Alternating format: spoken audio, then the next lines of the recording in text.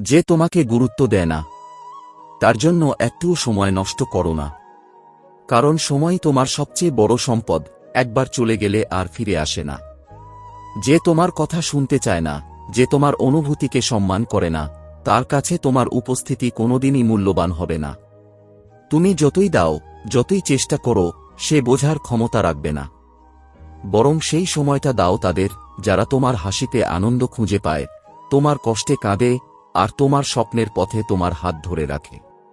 যারা সত্যিই তোমাকে ভালোবাসে, সম্মান করে, আর তোমার অস্তিত্বকে বিশেষ মনে করে। মনে রেখো, ভালোবাসা, সম্মান আর গুরুত্বগুলো কখনো ভিক্ষে চাওয়ার জিনিস নয়। যেখানে তুমি বারবার অবহেলা পাবে, সেখানে থাকা মানে নিজের মর্যাদা ছোট করে ফেলা। নিজেকে এতটা অবমূল্যায়ন করো না যে কেউ তোমাকে গুরুত্ব না দিয়েও তোমার মূল্যবান সময় কেড়ে নিতে পারে। তাই নিজের মূল্যকে